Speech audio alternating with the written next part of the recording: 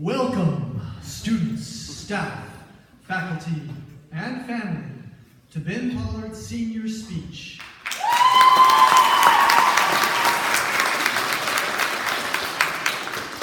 Our special guests today include his mother, Jean Frerick, and his father, Keith Pollard, and his grandmother, Helen Pollard.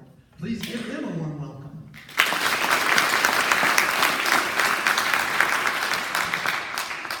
Ben joined us in the second grade and has been a vital member of our community ever since.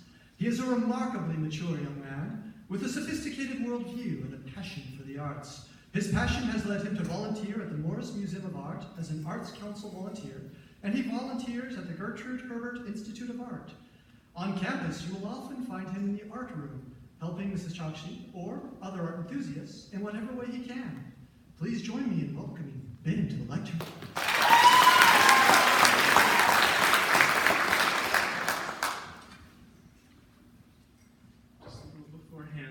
Those of you who have the special instruments, please do not play them before the funny slide, and please stop immediately afterwards. Thank you. All right. The Metropolitan Museum of Art. When you hear that, or see this, what comes to mind? Is it art?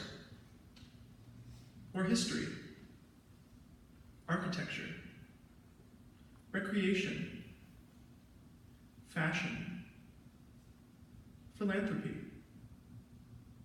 impact, or culture?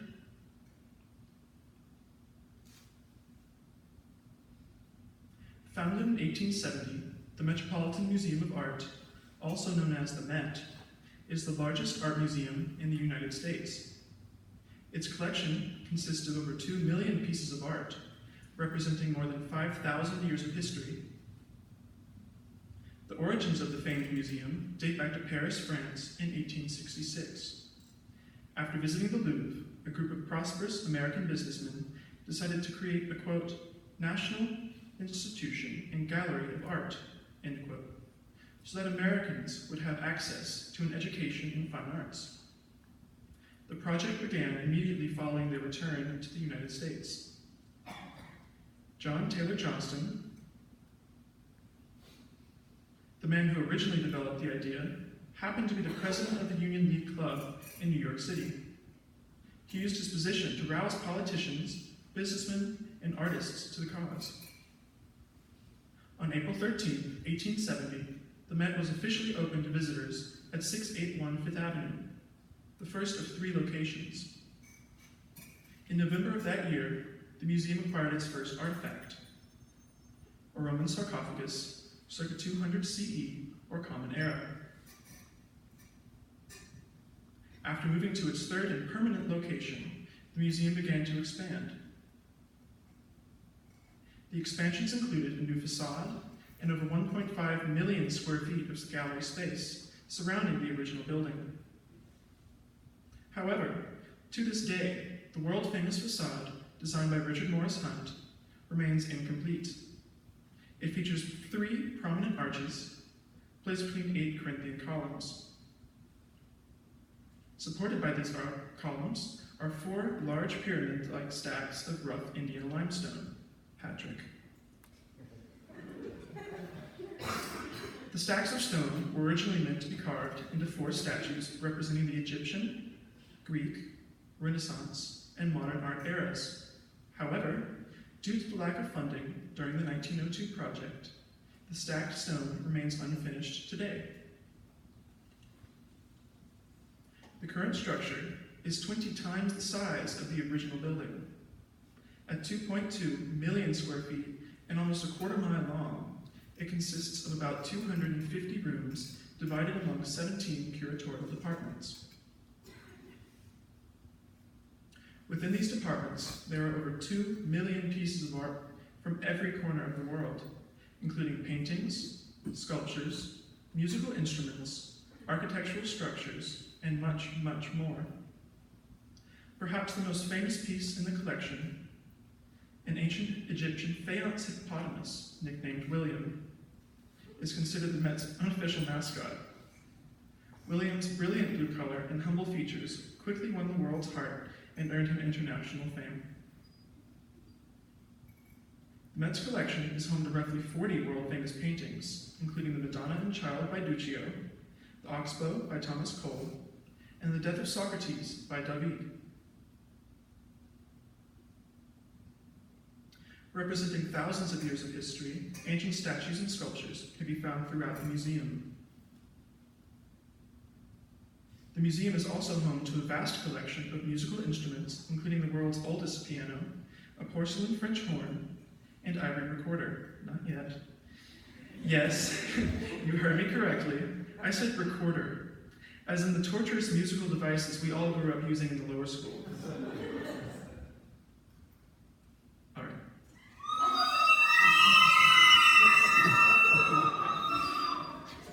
Love you with Miss Williams, but no thank you. All right. On another note, you can laugh. While the Met is famous for its wide variety and vast collection of art, it has also starred in multiple well-known Hollywood films, such as Ocean's 8, When Harry Met Sally, and The Thomas Crown Affair, to name a few. Featuring more than 35,000 costumes and accessories from famous movies, television shows, Broadway plays, royal family members, United States presidents, and more, the Metropolitan Museum of Art Costume Institute has a very active position in the fashion industry of not only New York City, but the world. The Institute also has an influential role in the marketing, press, and publicity of the museum due to their world-famous annual event hosted on the first Monday in May. The Costume Institute Gala, more commonly known as the Met Gala, is co-chaired by Dame Anna Wintour, the editor-in-chief of Vogue and artistic director of Condé Nast. The gala is considered the most exclusive party in the world and the most anticipated event in the fashion industry. Celebrities, actors, musicians, influencers, and industry professionals attend from all corners of the world. Each year, the American Wing is sectioned off to visitors the week leading up to the gala and is decorated lavishly to a new theme chosen by Wintour and her fellow co-chairs. This year's theme was Camp, Notes on Fashion. Those who choose to attend must comply with that year's theme. The high fashion scene takes this as an opportunity to show off their most creative and artistic skills, designing what will become some of the world's most famous looks in fashion history. The Met Gala raises, on average, $13 million a year toward the Costume Institute. In her career, Anna Wintour has raised over $186 million for the Costume Institute, which is almost equal to what the museum receives per year from private and corporate benefactors. For museums, especially those as large as the Met, monetary benefaction is extremely important. Outside of admission fees, special exhibits, memberships, and museum stores, benefaction is largely the only other source of financial aid to institutions of this type. Whether received via charity gala, private donation, family trusts, or state grants, the funding is pivotal to keeping museums and the art within them accessible to the general public. Recently, multiple large museums across the world, such as Paris's Louvre, London's National Gallery, and New York's Met, have rejected sizable donations from the Sackler family due to their involvement in the causing of the current opioid crisis.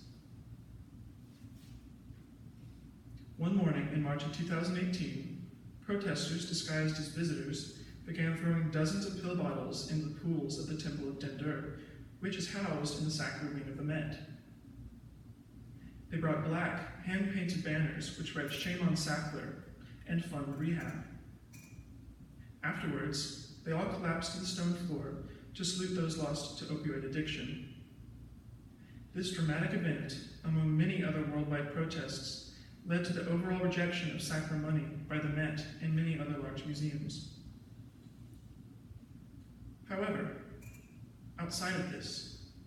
What makes the Met important? Why is their function or service meaningful and valuable to society as a whole? Well, it would be fair to surmise that nearly everyone at some point muses, ponders, and grapples over the mystery of time. Try as we may to live in the moment, the present is perpetually becoming the past, and this history can be a powerful mistress. As Henry Wadsworth Longfellow put it, lives of great people all remind us we can make our lives sublime, and departing, leave behind us footprints on the sands of time. Some people can become slaves to the past, as well as hostages to the future. However, humans have a natural ability to peer into the ever-growing vault of the past. I think it incumbent upon humanity to respect and preserve this accumulated wealth, for the tomb of the accumulating past offers a treasure trove of information, a rich tapestry of data. As Darwin once said, there is grandeur in this view of life. I find the study of the old fascinating for many reasons. Perhaps, primarily, I respect the idea that the past can offer clues to our present state of being as humans, as well as the future of our existence. For example, the study of various branches of history, such as geology, archaeology, and paleontology, has yielded a magnitude of data about the origins and age of our planet, the formation of life itself, and more specifically, our species. Likewise, peering into the vastness of space allows us to capture and study the truly ancient past, providing clues to some of life's most vexing questions. Secondly, I find studying the past as a way of defining who I am as a person.